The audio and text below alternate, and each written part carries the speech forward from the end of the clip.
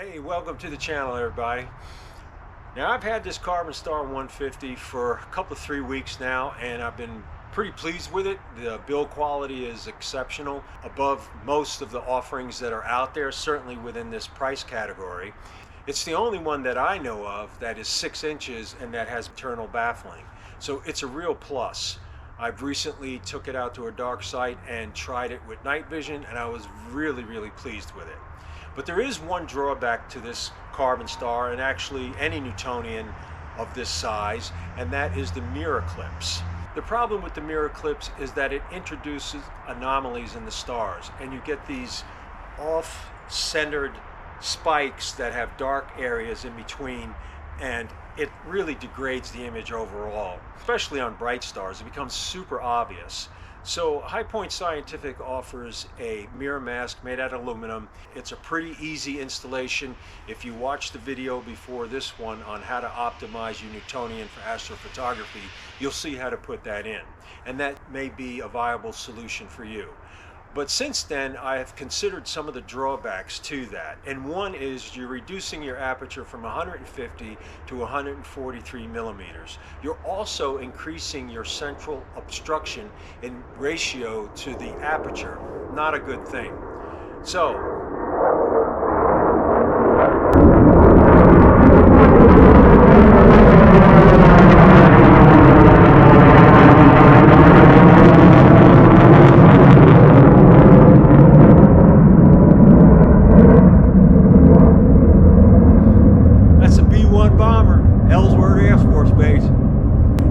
we just had a flyover. Yeah, that was cool. Loud, but it was cool.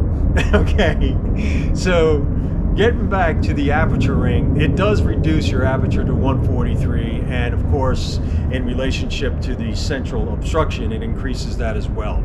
So after giving it some thought, I've come up with a solution, I believe, that's going to take care of not only eliminating the aperture mask, which is reducing your aperture, but also the mirror clips altogether. Now, some of you may be familiar with Dobsonian telescopes, which have a sling that holds the mirror in place.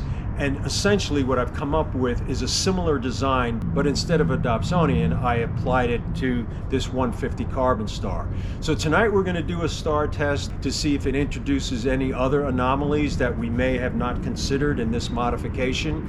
And from there, we'll take you to the shop to show you how to make this mod. So we'll see you in a bit as soon as it gets dark.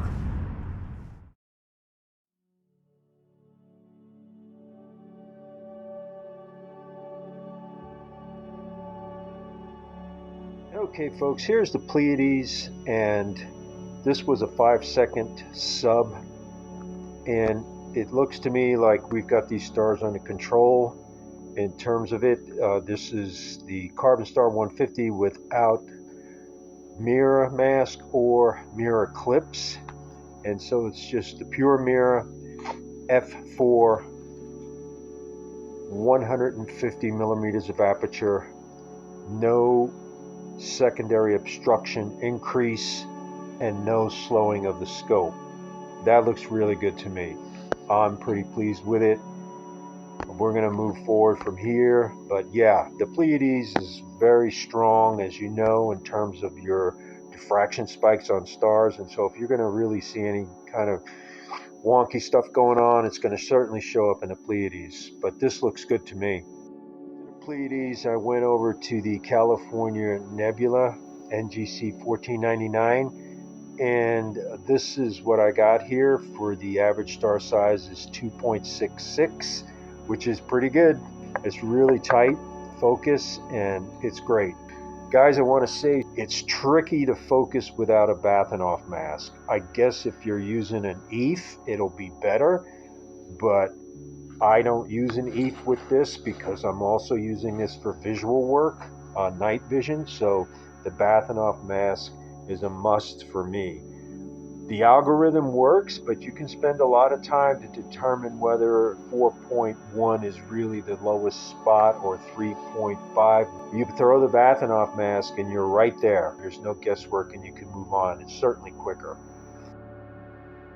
We are 2 hours and 25 minutes into this plan, and we'll go back here. So here's the rosette. So what's useful here is to see how well it's hold its focus, and it's been 2 hours and 25 minutes, and so we're at 3.35, our average star, and that's pretty good. That's holding pretty good. It's about where it was at before. Current temperature is 18 degrees outside, so that's pretty cold. The carbon star is holding focus pretty good. You can see right there, the star fields are looking good. And way up here in the corner, we're at 3.33. So that's pretty nice. And down the sides and down in the lower corner, it's looking good. So that Batter-Coma corrector seems to do a pretty good job of keeping things under control. This is the carbon star without a mirror clips and without an aperture mask. So we're at the full 150 f4.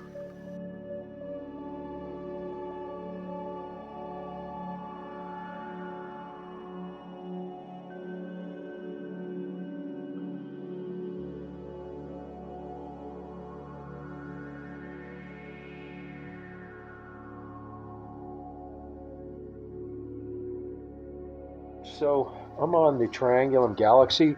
I've got a UV IR cut filter on the scope, and this is my average star is running at 305. We got some bunch of twos in there too, and those stars are pretty tight.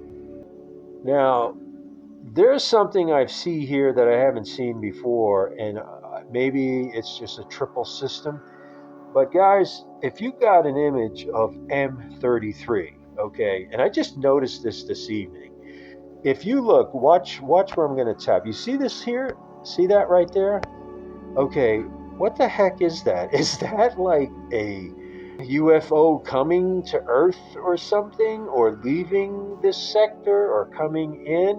What is that? I've never really seen a star pattern like that, a triple star pattern. It's probably just a triple star pattern, but you know what that is, or if you have an image of M33, please check your image. If it's a triple star system, then it's going to show up like that because it ain't going anywhere. So even if you imaged it a year ago, whenever it was, it should still be there. I would really like to know if you put that in the comments. I'd really appreciate that.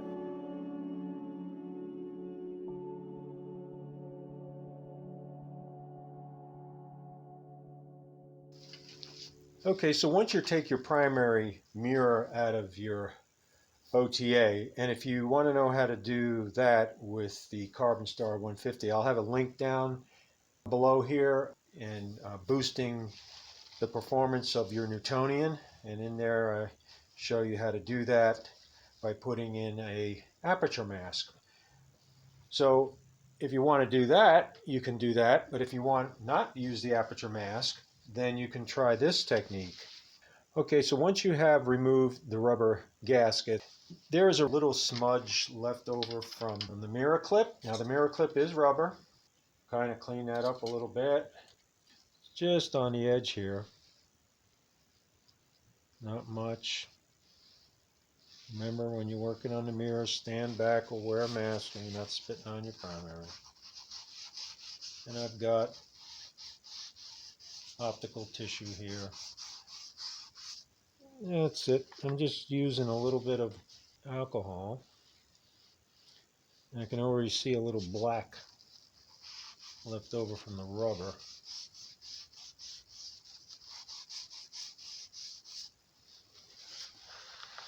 Okay, now get this one.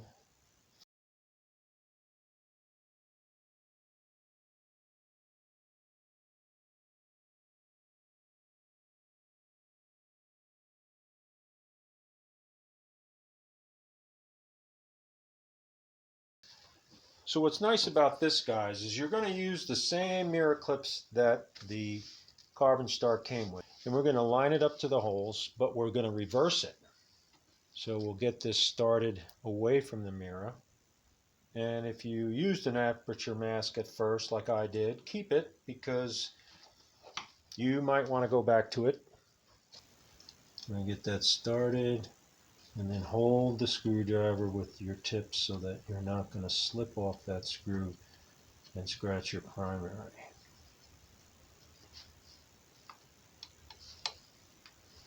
So if you did put the aperture mask on, I hope you held on to your metal backers that support the rubber gasket. And that feels pretty good there. And now I can see there is a space between the clip and the mirror.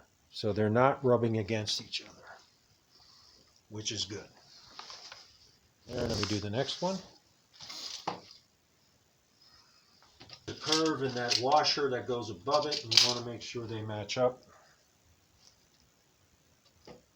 And with that sticking out the other way, it will not interfere with putting the mirror cell back in because it's within this rim right here. Keeping your finger on that screwdriver because you are right on the edge here. Going back and forth. Yeah, what's neat about this mod is that, you really don't have to go out and buy any hardware. You already have it. You're just reversing it. Now you don't want to torque this down too much. In fact, you don't want to torque it down at all. The reason is you'll start to crush that rubber and push it up against the side of the mirror. We don't really want that. All right, now that that's done, we're going to take some Gorilla duct tape and we're going to tape the mirror to this clip underneath here. So we'll be going underneath here along the edge of the mirror. This is kind of like a sling that is typically used in a Dobsonian telescope. We're going to use this tape as a sling and hold it in place that way. But in this case, we need to be able to adhere the mirror to the sling. But we don't want to make it so tight to where the mirror can't acclimate to different variations in the temperature. That's the main thing, so that you don't get pinch optics. Now this is, I can rotate this around, and so we're free there. There's two ways you can go with this. You could decide that you want to put Gorilla tape just right here and here and call it good, or you can go completely around. Now you'll have to cut the tape so that it doesn't engage here. You don't want it sticking to this black part of the mirror cell. You only want it riding on here and on the glass, not here. That will allow some flexure. If you stick it to here, you're not going to be able to get that. So I'm going to take a piece of duct tape that is about 5 inches long, and I should roughly get about 3 strips out of this. And actually a guy can get 4. So if you mess up, you got another one there. Gonna fold it to see where center is roughly. That's center. And then I'm going to take it and put it underneath, and I can see already that this is a little too wide. Let's see what that looks like, because remember, we don't want it riding on. Yeah, that's okay. I think I barely clear it, but that's okay. And then we're going to come like that. And then come like that.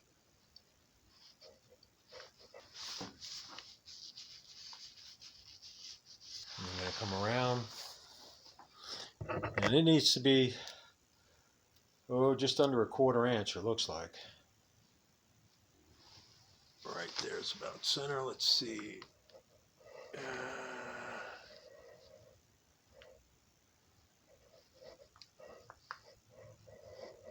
Come like that. Whoops. Come like that. And like that.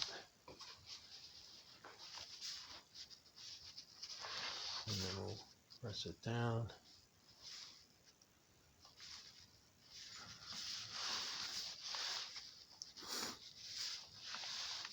There is some slack, as you can see. I mean, I got it tight, right? But there's a little bit of, see that little play? That'll let the optics move if it needs to, while at the same time holding it down.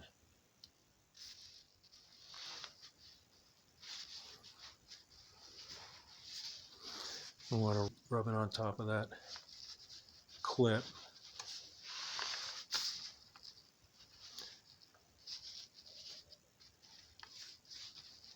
Seeing that ledge that normally would sit over the mirror now catches that tape.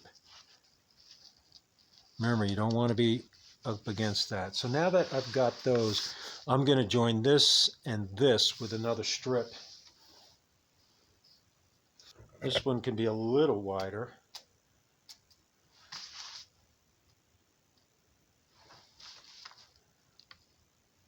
Now, I know what some of you guys are thinking. You're thinking, well, man, you can count me out. I ain't doing that. And that's cool. If you don't feel comfortable with this, don't do it. It's your call. And we're going to collimate it, and then we're going to do a star test and all that good stuff to quantify the fix.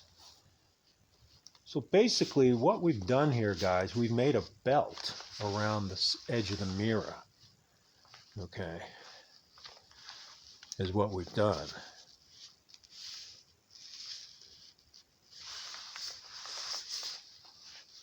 Make sure you rub it down good on all points.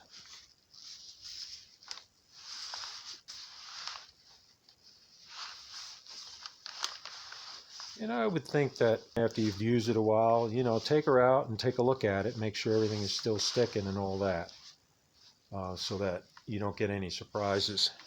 Okay, so here's the moment of truth. So you're like, okay, Richard, that looks cool, but I mean, really? Well, let's check it out.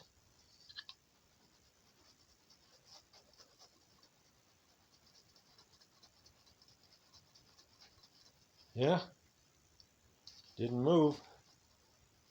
And most you'll do is this. There you are. And I know that mirror because see the slack we have here. See that slack? See that slack? That's going to allow it to move. Just don't push these down too much to where you start fattening them out and they're pushing up against the side of the mirror and pinching it. Keep that in mind.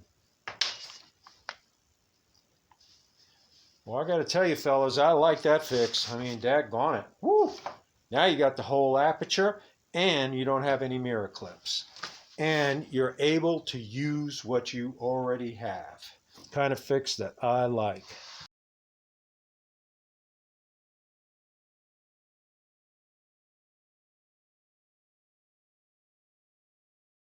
The next thing I'd like to do, these are black, but they do have some shine to them. So I am going to put this over the top of that because night vision really accelerates any reflective light or anything you see, and that's the whole beauty of night vision. But for it to work right, you want dead black darkness, kind of like the James Webb, right? They stick it way out there so that there's no heat signature of anything but what they want to look at. And it's the same thing with this.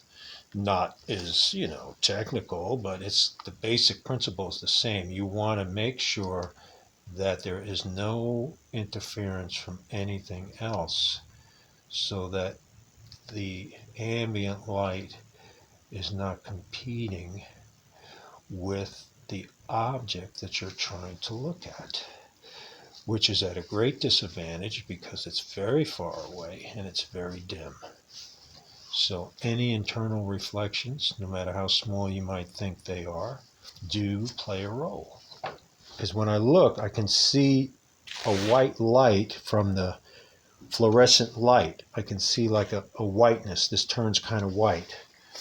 But once you put the gaffer's tape on, it's gone. And you don't get that anymore. So it's just one less piece of minute reflection. You know, you keep peeling it back and peeling it back and peeling it back, and it just gets better incrementally, you know, to the point to where, you know, you've done all you could do, and that's it. And that's going to hold. That's not going anywhere. I'm going to collimate it up and we'll do a star test. See you in a bit.